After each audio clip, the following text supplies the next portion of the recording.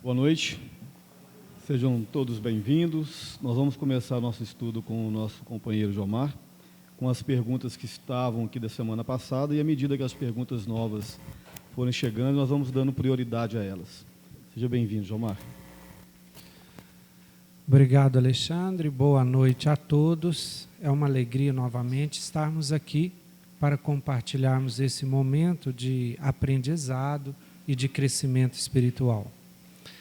Tem uma pergunta muito interessante aqui, que é a seguinte: aprendi na Igreja Católica que Jesus morreu para redimir nossos pecados. Se isso é verdade, por que o Espiritismo diz que devemos reencarnar para reparar nossos erros? Bom, na verdade, temos que entender toda a história. No catolicismo se fala que Jesus veio para redimir os nossos pecados, é por causa do pecado original. Porque se a gente for entender, segundo a doutrina católica, como é que nós teríamos pecado se essa é a nossa primeira vida? Né? Que pecado eu teria, já que eu nasci agora? Comecei a existir a partir dessa vida. Então, na doutrina católica, existe a doutrina do pecado original, que é aquela lá do início, né? Todo mundo sabe, né, o que é o pecado original? Todo mundo sabe? Então, Jesus, quando ele veio e morreu, ele tirou das nossas costas esse pecado original. Aí tem mais um detalhe. Para o Espiritismo, a noção de pecado já é outra. Não existe esse pecado, pecado contra o Criador. Para o Espiritismo, o que existe são leis divinas, leis naturais, leis universais, eternas. E o que existe é você ir contra essas leis. Então, muito mais do que pecado, é um equívoco, um erro, um engano, e que trazem consequências previstas nessas próprias leis divinas. Então, para o Espiritismo não existe uma forma de alguém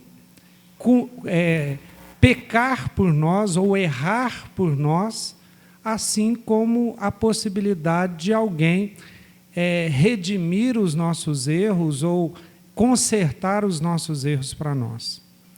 O que existe é a possibilidade de alguém nos ajudar, de alguém nos instruir, de alguém nos aconselhar, que foi o que Jesus fez.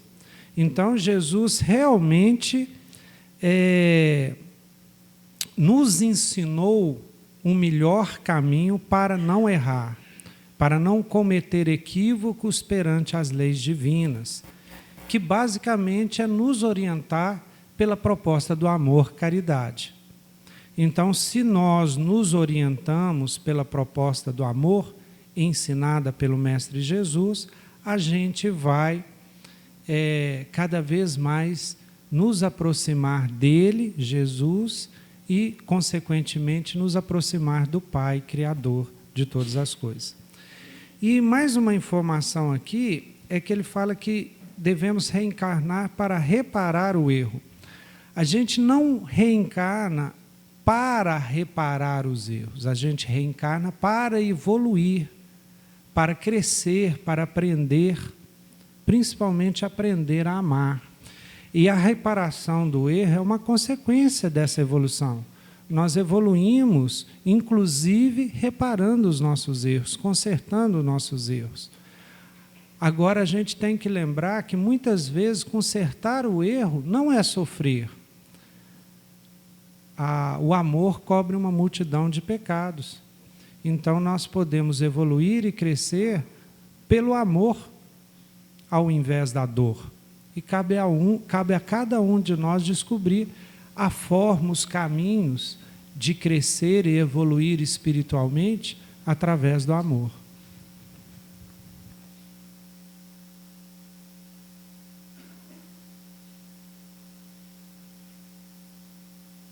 Bom, vamos lá. Chegou uma enxurrada de perguntas aqui, eu estava... qual a diferença entre candomblé e espiritismo? Nosso mentor espiritual pode ser um ente querido? São duas perguntas, né? Bom, as diferenças são muitas, mas elas têm pontos em comum também. O candomblé, a umbanda, é o que nós chamamos de sincretismo afro-religioso. São manifestações religiosas que vêm da África, né, no período que o homem passou, um período chamado de horizonte tribal e horizonte agrário, onde todas as comunidades e as coletividades passaram ou estão passando ainda, são manifestações naturais em que o homem busca a conexão com o sagrado, com o divino. Então, esses fenômenos, esta cultura, ela veio trazida para o Brasil quando os nossos irmãos africanos vieram para cá.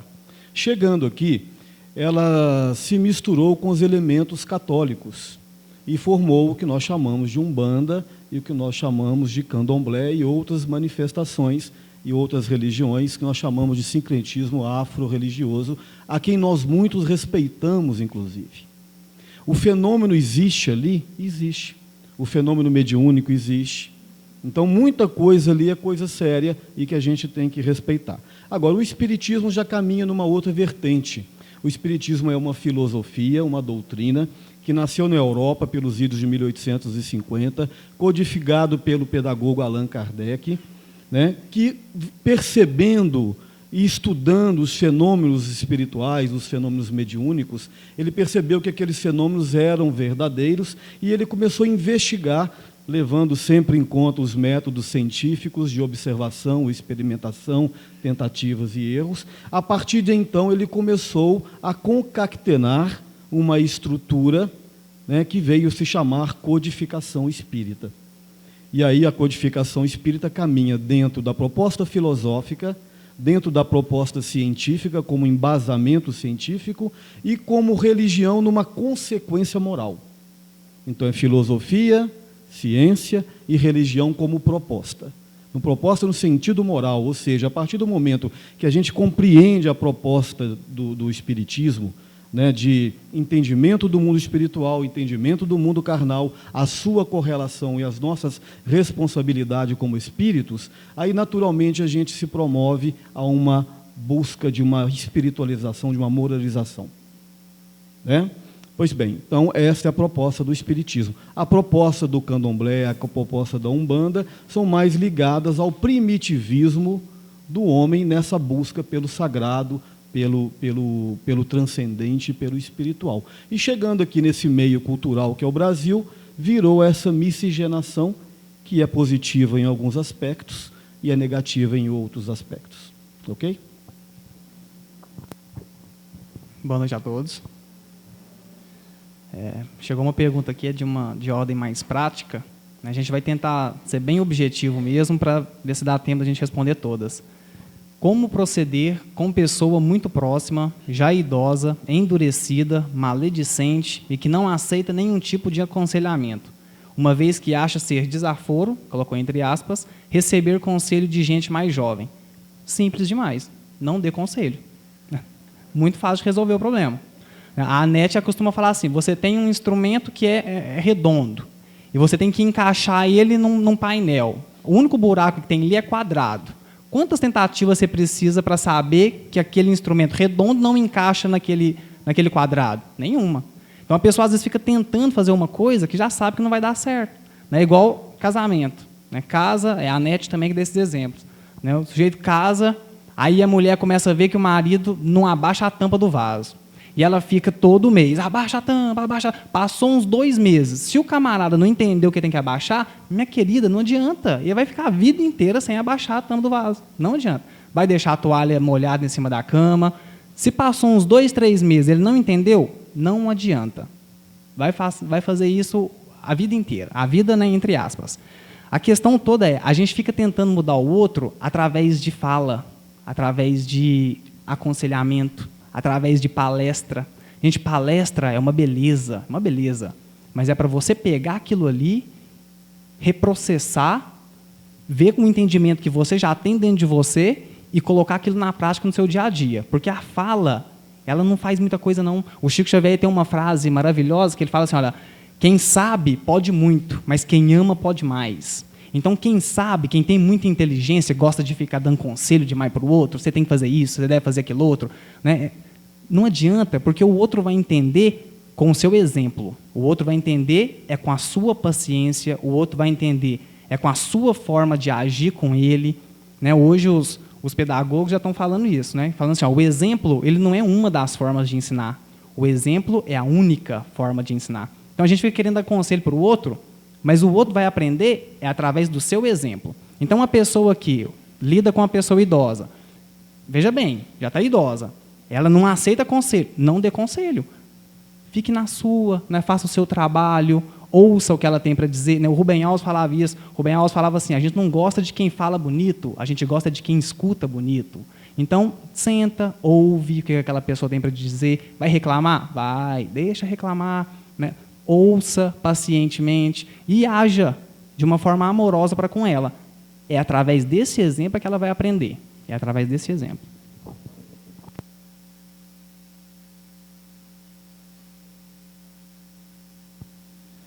Uma pergunta também muito interessante. Antes de falar que eu gostei muito da resposta do Tiago, né? Dá um nó na gente, é isso mesmo. Mas lembrar que a resposta dele não é para a gente desistir de agir, não. É para agir de outra forma, com outro método. Não é isso, Tiago? Bom, a reencarnação de um suicida é sempre marcada por infortúnios inerente às faltas que o levaram a essa queda?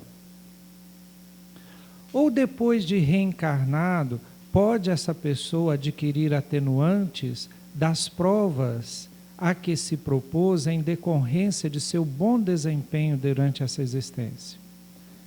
É claro que é a segunda alternativa, né? É claro que os atenuantes existem e a pessoa pode cada vez mais conquistar os atenuantes. O que acontece? Esses infortúnios inerentes às faltas que ele se refere aqui, é porque um processo tão grave como esse, ele gera consequências, tanto no perispírito, que reflete no físico, e no psique. Então, essa pessoa ela vai ter uma série de dificuldades físicas e psíquicas. Então, por exemplo, é muito normal a tendência a um novo suicídio, né? Uma impulsão a cometer o ato de novo. E isso pode ser, então, atenuado? Pode. Pelas vibrações, pelas frequências, pelo pensamento. O Espírito Pedro nos ensina que frequência tem a ver com quanto você frequenta os pensamentos, os atos, o agir. Por exemplo, se a frequência é muito grande nesse pensamento de suicídio, de desânimo da vida, é porque a frequência, eu frequento esse pensamento muitas vezes, por dia, por semana. Vamos então mudar a nossa e procurar frequentar outro tipo de pensamento. Vamos frequentar, por exemplo, a prece, o pensamento de gratidão. Se a gente começa a ir forçando, porque no começo eu não estou habituado, não criei o hábito, eu começo então a frequentar mais esses tipos de frequências, de vibrações, de conteúdo, de pensamento, de palavras e de atitude. Então, eu vou me habituando a outras frequências e vou subindo e desviando o meu espírito daquelas frequências que me jogam para baixo, que me deixam deprimido e que permitem o acesso a espíritos que nos desejam mal. Se, pelo contrário, eu começo a frequentar pensamentos de otimismo, se eu começo a invocar o meu espírito protetor antes de dormir, na hora de acordar, agradecendo, fazendo uma prece a Jesus, a minha frequência começa a melhorar e eu começo a atrair os bons perto de mim. Então eu começo a me desvincular desses infortúnios pela própria força de vontade. de vincular a alguma coisa melhor.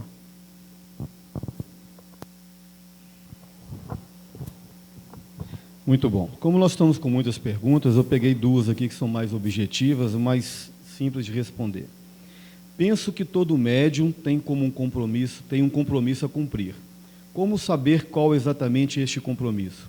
Como saber se estamos no caminho certo? Olha, o compromisso do médium é só um, é ajudar. Ajudar os espíritos desencarnados e ajudar os espíritos encarnados que estão em sofrimentos. Então, mediunidade é uma faculdade de comunicação com o mundo espiritual que tem como finalidade ajuda. Então, esse é o simples compromisso, não tem outro, né, Tiago? Então, é só saber se você está realmente fazendo a coisa certa. Por isso que é importante você estar estudando, conhecer o mecanismo da mediunidade, educar a sua mediunidade e estar participando de um grupo mediúnico que esteja alinhado a esses propósitos. Porque os evangélicos e os católicos dizem na Bíblia, quer dizer, na verdade a Bíblia é uma só, né? Diz a Bíblia, não mexei com os mortos. Bom, aqui a pessoa não especifica exatamente qual passagem que ele está falando, mas eu suponho que seja aquela passagem que tem em Deuteronômio, onde Moisés pede que você não mexa com as coisas espirituais, né? Que você não mexe com os fenômenos mediúnicos, mas por quê? Está dentro de um contexto histórico que tem que ser analisado. Na época, existiam os chamados oráculos, os pitons, as pitonisas, que eram médiuns, mas com outros nomes, e era muito comum conversar com esses oráculos para perguntar coisas banais, coisas fúteis, entendeu, dona Nilza? Por exemplo, o que vai dar na Mega Sena, né? Quais os números da Mega Sena? É banal não, né? Então, coisas fúteis desse tipo, e era muito comum. Então, Moisés, para tentar disciplinar aquilo, ele colocou um freio, né? Mas ele colocou um freio naquele lugar, momentaneamente. Agora, se ele proibiu, então eu vou perguntar, como é que Jesus conversava com os espíritos? Como é que Jesus subiu ao Monte Tabor, onde ali se comunicou com o espírito de Moisés e de Elias? Como é que Fátima, né, apareceu lá em Fátima para os 3 pastores? Que acreditamos que tem sido verdade aquele fenômeno mediúnico. Então, essa comunicação com o mundo espiritual, ela é permanente, não tem como você... É uma lei da natureza. O que a gente deve fazer é ter disciplina, é ter de respeito, né, e não incomodar os espíritos por qualquer coisa. E a pessoa com pergunta... e outra coisa que eu lembrei aqui, tem uma passagem também evangélica que diz assim, deixe os mortos enterrarem os seus mortos. Né? Então, isso quer dizer o quê, acredito? A pessoa morreu, desencarnou, deixa ela em paz, pelo menos durante um tempo, né, Mário? Tem muita gente que a pessoa desencarnou aqui hoje, uma semana depois já está tentando entrar em comunicação com o espírito, não tem condições. O espírito precisa de um tempo para se readaptar ao mundo espiritual, né, para se encontrar psicologicamente, psiquicamente, vibracionalmente. Então a gente tem que respeitar, entender o seguinte: deixe os mortos enterrarem seus mortos, ou seja, deixe os desencarnados cuidarem dos desencarnados. E nós cuidamos de nós encarnados enquanto nós estamos aqui. Então acho que é isso que pode responder. Comentário, enquanto essa aqui eu acho que tem tudo a ver, você pode responder ela também. Só um comentário. Proibição é alguma coisa dentro de uma lei que a gente faz quando há um abuso, não é isso? A gente proíbe quando há um abuso. Haveria necessidade de Moisés proibir algo que não existia? A gente só proíbe aquilo que existe. É uma das maiores provas que a mediunidade existe e que existia na época de Moisés e que se abusavam dela, né? Então, a mediunidade é um fato. Sempre houve em todas as épocas da humanidade, em todas as culturas. Tiago, dá licença um minutinho que eu já concluo essa aqui. Por que está na Bíblia escrito advertência contra as práticas pagãs?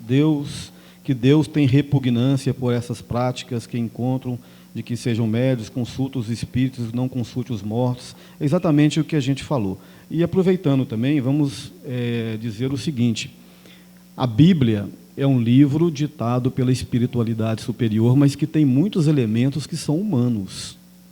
Então a gente tem que ter discernimento, entendimento, inteligência para ler o que está escrito ali. Então, nem tudo que está escrito ali é divino, não.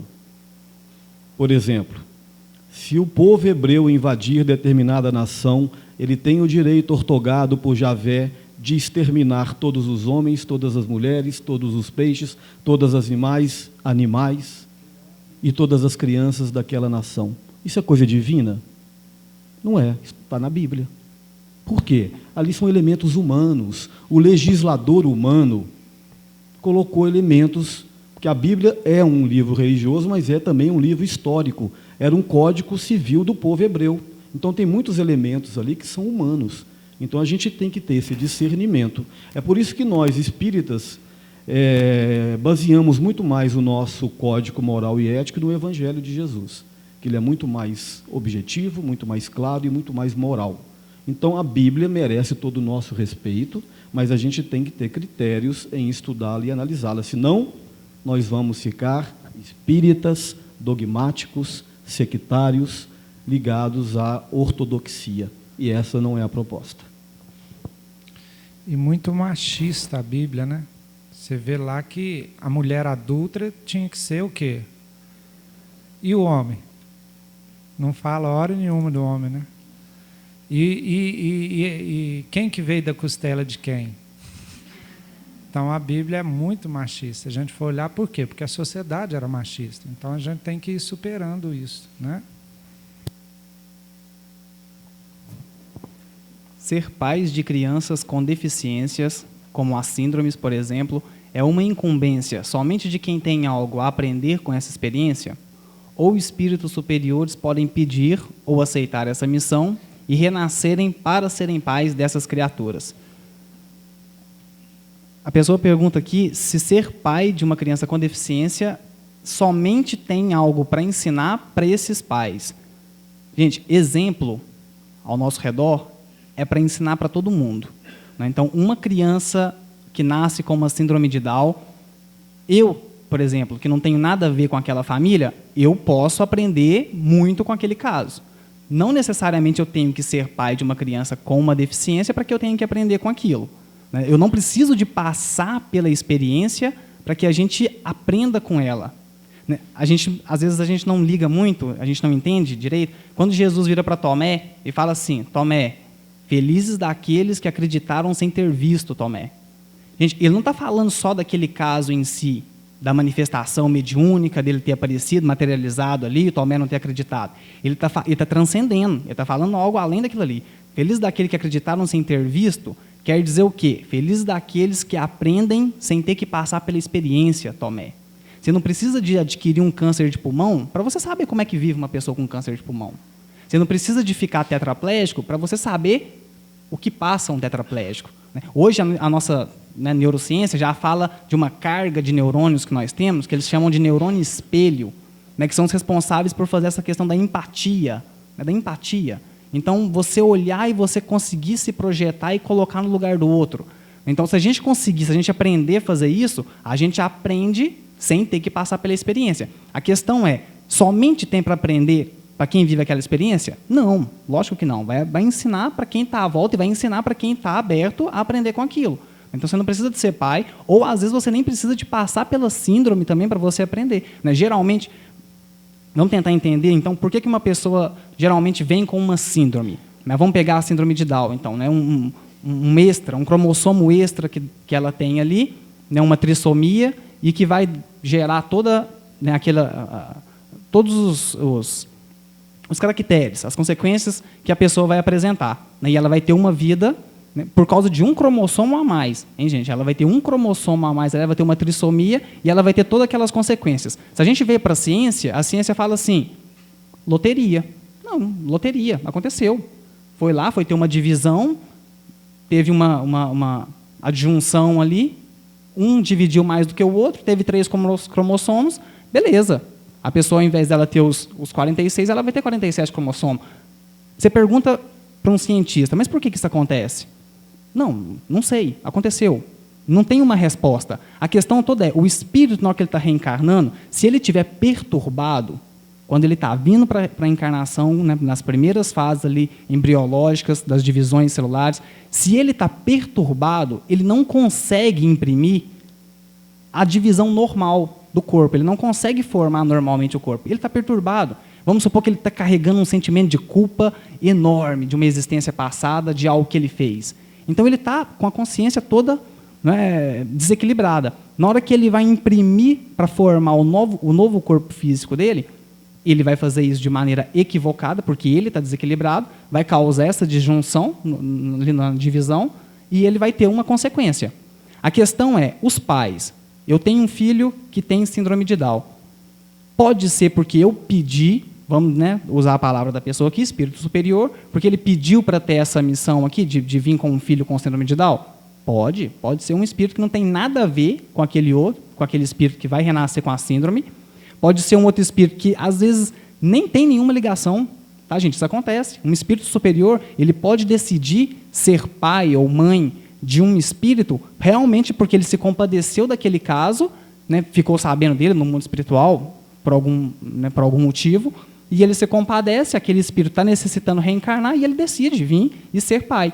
Agora, na maioria das vezes, principalmente nesse estágio evolutivo que a gente está, né, de um planeta de prova e expiação, na maioria das vezes, a gente tem um dedinho ali.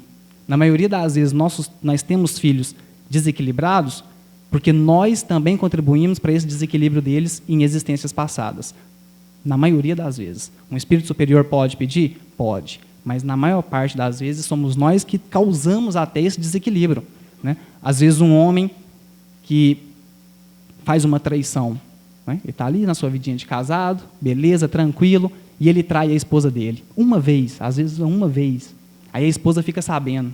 Essa mulher entra numa depressão. E daqui a pouco essa mulher perde toda a perspectiva de vida, suicida, às vezes sai da vida pelas portas do suicídio, né? Desequilibra totalmente. Na hora que ele chega no mundo espiritual, ele fica sabendo que uma traição dele ocasionou o desencarne de uma pessoa. Ele tem o dedo da sua responsabilidade ali. Aí, estando no mundo espiritual, essa mulher pode estar tão desequilibrada que a espiritualidade de lá já vê que, olha, que esse desequilíbrio ela não vai conseguir imprimir um corpo físico, né, não queria utilizar a palavra perfeito, mas um corpo físico sem essa síndrome, sem algum tipo de deficiência. A espiritualidade pode ver isso, o rapaz que cometeu a traição se compadece, vamos supor que ele aprende, estando no mundo espiritual, e ele decide voltar para ser o pai daquele espírito. Então, na maioria das vezes, nosso dedinho está lá. Tá? É uma ótima oportunidade de aprendizado, uma ótima oportunidade.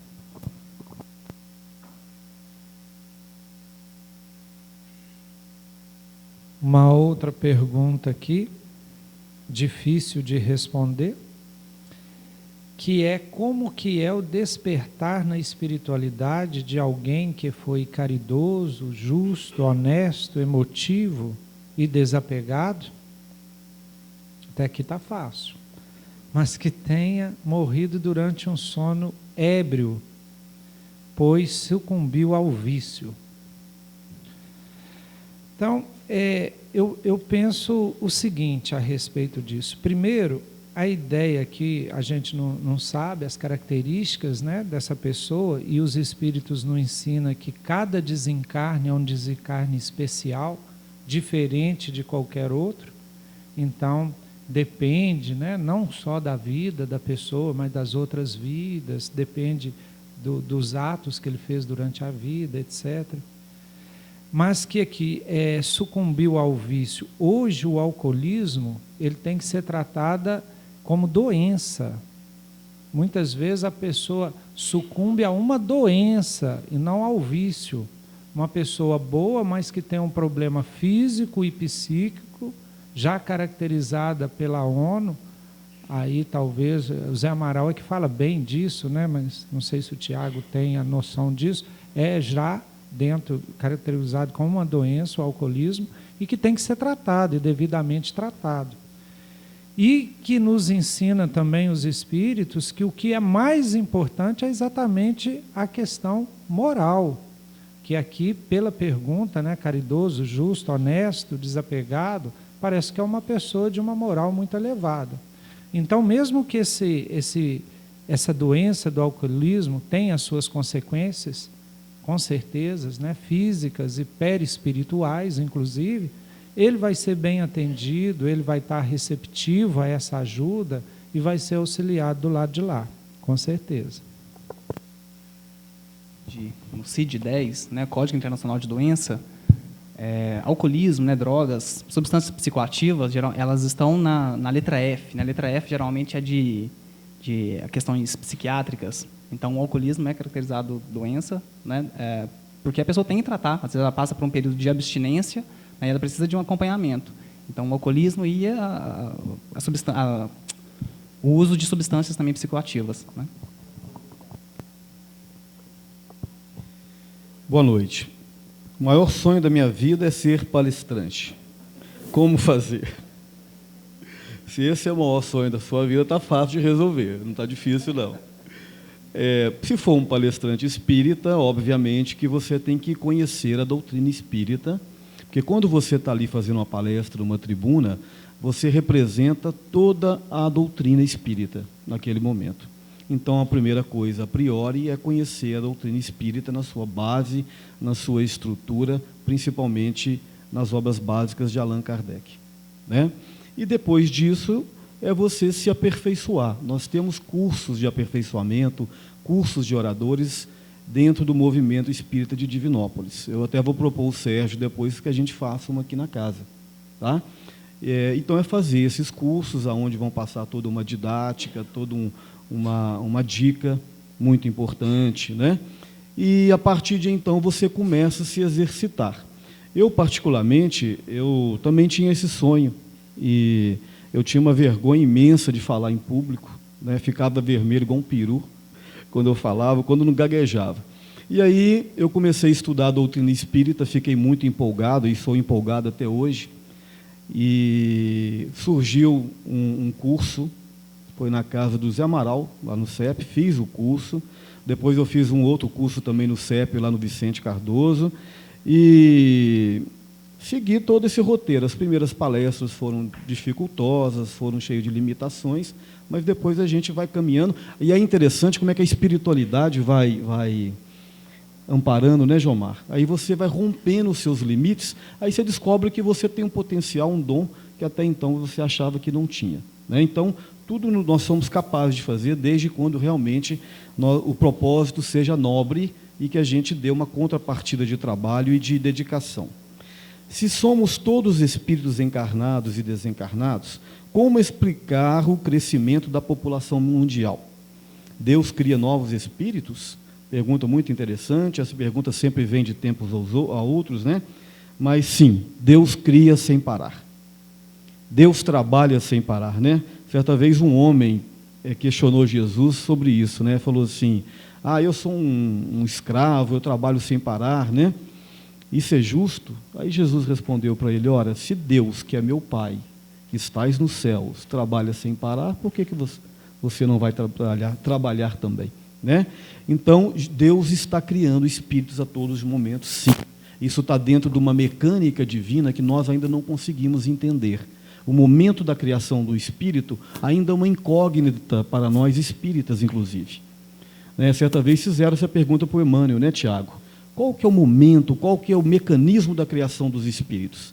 E o Emmanuel respondeu: na esfera espiritual aonde eu estagio, é para nós outros uma incógnita.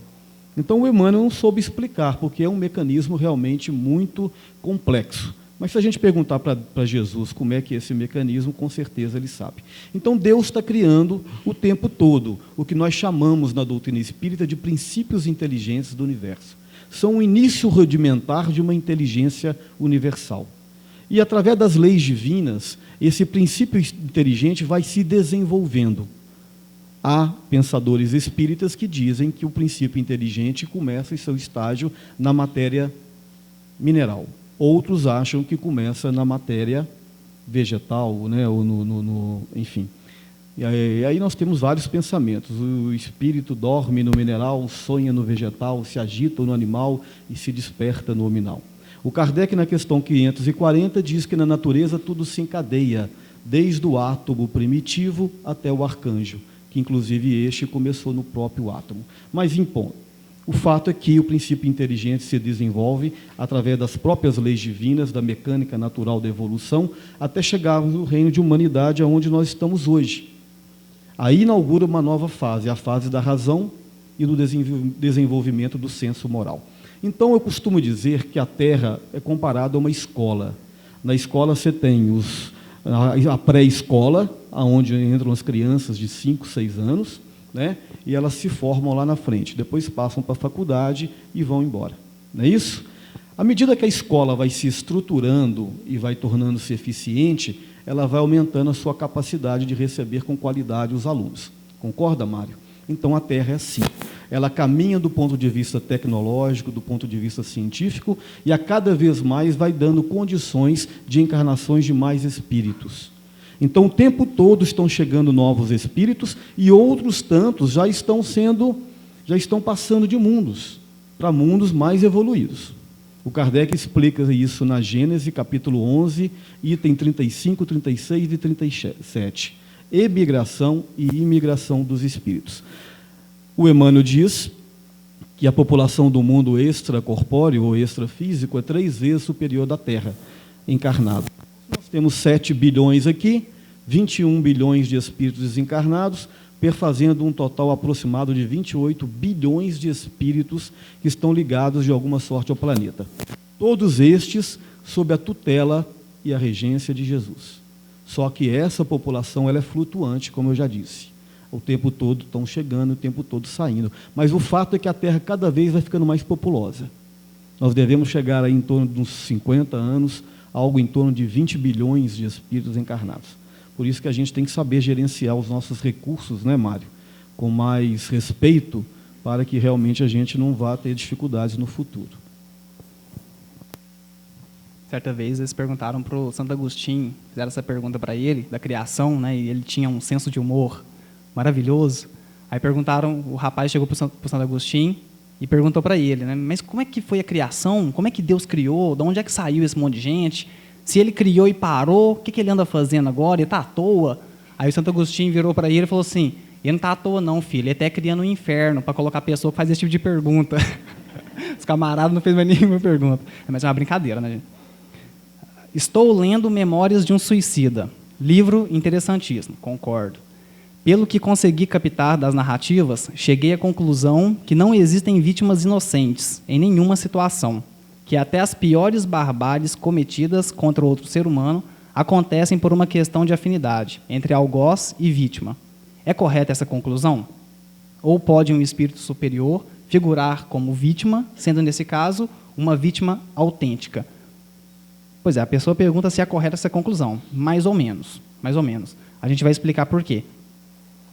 Nem sempre aquilo que as pessoas me fazem, uma pessoa, né, vem e me faz uma maldade. Nem sempre quer dizer que eu fiz uma maldade para ela, nem sempre quer dizer que eu fiz uma maldade semelhante àquela e que eu tenho que receber aquilo. A gente nem sempre é assim. A gente acha que lei de ação e reação é uma coisa tão estática, nesse sentido, fechada, mas não é bem assim, não. Muitas vezes a gente recebe alguma coisa, né, alguma maldade, entre aspas, que o outro faz com a gente, para tentar estimular a nossa capacidade de perdoar. Às vezes, é porque a gente ainda não tem uma capacidade de entendimento daquelas coisas, aí a pessoa vem e faz comigo uma maldade, não quer dizer que eu já agi assim com ela. Provavelmente sim, porque nós estamos aqui no mundo de provas e expiações, não tem nenhum santinho, então provavelmente a gente também já agiu dessa forma. Mas não quer dizer que é uma coisa fechada dessa forma. Né? Quer dizer que a gente precisa de desenvolver essa nossa capacidade de perdoar. Quando a gente pega lá o Livro dos Espíritos, aí está lá assim, classificação dos mundos. Aí o Kardec fala, a gente está num planeta de provas e expiações. Qual que é a principal característica de um planeta de provas e expiações? O predomínio do mal. Né? O principal, mundo primitivo, as primeiras encarnações, provas e expiações, predomínio do mal, regeneração, ainda há expiação, mas o bem já predomina.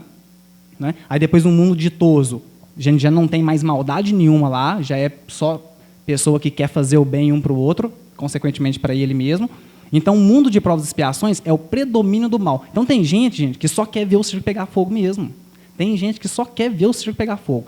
Nem sempre, porque uma pessoa olha para você ali na esquina e faz com você uma maldade, quer dizer que você tenha alguma afinidade. Ela colocou aqui entre aspas, né? Não quer dizer que você tenha uma afinidade com aquele espírito. Às vezes ele está ali para fazer, você passou naquele momento, né? É lógico que se você estiver sintonizado com a espiritualidade superior, é lógico que se você estiver imbuída, né, de um sentimento de perdão, de uma pessoa que quer ser fraterna, é lógico que a espiritualidade vai agir. É lógico que a espiritualidade vai agir. Quem aí lembra do filme, aquele da Meg Ryan, da Meg Ryan com o Nicolas Cage? Cidade dos Anjos. No inicinho tem uma cena que mostra o seguinte: o rapaz vai lá e ele vai assaltar, e ele está todo nervoso, e ele está tremendo com a arma. Ali naquele momento, por uma distração, por algo que acontecesse, ele poderia puxar o gatilho e matar o rapaz lá, o dono do mercado? Poderia. Quer dizer que os dois têm alguma coisa um com o outro? Não, nem sempre. Aí o Nicolas Cage, né, que era, na linguagem do filme, um anjo, mas um espírito que estava ali, e ele chega, começa a dar um passe no rapaz, e ele tranquiliza, ele rouba, faz o que ele tinha que fazer, pega o dinheirinho dele e vai embora, não faz maldade para ninguém. Então, se você está sintonizado, é lógico que a espiritualidade vai estar do seu lado, é lógico que a espiritualidade vai te ajudar, vai ajudar também quem está ali do seu lado para te fazer uma maldade, para que não cometa algo pior ainda, né, para que não contraia um débito maior ainda, que depois vai ter um sentimento de culpa enorme para carregar e para ter que trabalhar. Então, nem sempre é assim. Pode um espírito superior figurar como vítima? Lógico. Jesus Cristo. Olha o exemplo que a gente tem. Jesus tinha que ter passado por aquilo que ele passou? Ele tinha alguma coisa para espiar? Não tinha. Mas ele decidiu. A questão, gente, é que quanto mais a gente evolui, a gente pensa o seguinte: não existe felicidade sozinho. Não existe felicidade sozinho. É por isso que existem os mundos, entende? Mundo ditoso. Lá todo mundo está numa condição de felicidade. Se existisse um lá na sarjeta, vocês acham que eles iam conseguir ser felizes? Não tem jeito. É por isso que os espíritos superiores, eles voltam aqui para dar o exemplo para a gente, porque eles querem levar a gente para lá, junto com eles, porque eles não conseguem ser felizes sozinhos também. Entende? Tem uma música que fala assim, olha: enquanto apenas um de nós estiver preso, então nenhum de nós é livre. Espírito superior entende e introjeta isso. Enquanto tiver alguém sofrendo, eu também não consigo ser feliz. Então, um espírito superior se sujeita a isso, para ir lá e ensinar o pessoal e trazer eles junto? Se sujeita. Né? Se sujeita. É o que a gente está aqui pelejando para aprender. Provavelmente o que vai acontecer conosco, viu? Quando a gente for superior, nós vamos querer esse tipo de missão, né? Com certeza. Hoje não, né? Hoje ninguém pensa nisso. Boa noite. Como posso diferenciar quando passo mal por conta de minha mediunidade ou se é psicológico? Pois já me disseram aqui na minha casa que tenho mediunidade, mas sempre que me sinto mal, acho que é psicológico. Obrigado. Bom, é uma pergunta difícil da gente responder também. Primeiro, mediunidade não é doença não, né? Porque parece que pela pergunta tem mediunidade, passo mal. Então, mediunidade é uma coisa que faz a gente passar mal. Nem sempre, né? Mediunidade pode ser uma coisa muito boa também. Depende de qual sintonia, de que eu sintonizo com a minha capacidade mediúnica de sintonizar. Então, agora, se é sempre passar mal, essa pessoa deve procurar a casa espírita aqui, um acolhimento fraterno, para ele saber se é realmente mediunidade. Se for mediunidade, por que ele está passando por esse processo que o faz sentir mal, né? E buscar, como eu tinha falado na primeira questão, mudar a frequência para que a mediunidade possa fazer bem a ele, que ele possa sintonizar aos bons espíritos que sempre trazem para nós energias salutares, né? Conselhos benéficos, e sempre traz coisas boas para nós. E se for psicológico, ele realmente tem que procurar um tratamento, né? Buscar as terapias que possam ajudá-lo a sair desse problema, ajudá-la a sair desse problema. O começo do desenvolvimento da mediunidade, ele pode trazer algumas dificuldades, sim. Ainda ontem a gente estava estudando um grupo que nós temos lá no Maria de Nazaré, no livro Os Domínios da Mediunidade, capítulo 10, chamado Sonambulismo Torturante. Narra, Jomar, a história de um espírito, de um médium, que passava por torturas mentais pelo afloramento da mediunidade. Então, o caminho, gente, primeiro é o estudo, é estudar, de preferência em grupo, né, numa casa bem orientada como essa aqui, começando pelo livro dos médiuns, estudar o mecanismo da mediunidade, os domínios da mediunidade. Primeiro, estudar para você começar a se educar como médium e quando a mediunidade chegar, ela seja recebida com mais tranquilidade, com mais parcimônia, né? Em algumas pessoas, realmente, ela causa alguns desequilíbrios no início, porque muitas vezes elas estão atreladas a processos de obsessão. São médiums em desequilíbrios momentâneos. Mas depois que você trabalha essa obsessão e se educa como médium, você começa a aflorar, aí daí para frente ela vai só ficando cada vez melhor. Aí o médium tem prazer em trabalhar, em ajudar, que esse é o objetivo que nós tínhamos estudado naquela pergunta anterior. Pois bem, como posso diferenciar... Não é essa. Essa você respondeu. No livro Por Amor ao Ideal, do Espírito de Inácio, narra um fato que o ectoplasma também pode ser conseguido pelos espíritos em corpos de pessoas que morreram recentemente. Confirma isso? Eu não confirmo nada. Bom, o Sr. João ali, ele é expert nessa questão de ectoplasma e tal, né, Sr. João? A pessoa, se estiver aqui no salão, depois pode procurar, que ele vai responder melhor do que eu. Mas eu vou arriscar aqui uma resposta, é o seguinte: há certos tipos de energias que elas são liberadas no momento do desencarne. O André Luiz trabalha essa questão, se não me trai a memória, no livro Mecanismo da Mediunidade. Ele chama dois processos, que ele chama de histólise e histogênese. Histólise é um conceito médico, né? Isto é tecido, aliás, histólise, isto é tecido, né, Tiago? Lise é destruição, a destruição do tecido.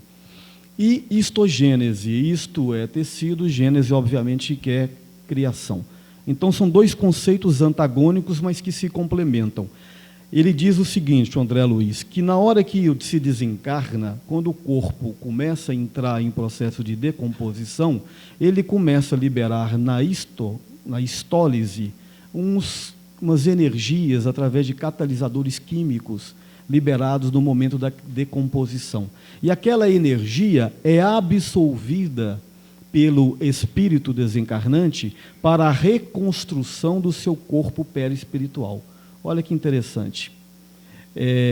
Segundo sugere o André Luiz, ou pelo menos o que eu entendi da leitura, da literatura, que quando desencarna, Tiago, o perispírito, que ainda está buscando uma reestruturação morfológica, ele capta aquelas energias liberadas na decomposição para recompor-se quimicamente e se reestruturar como perispírito.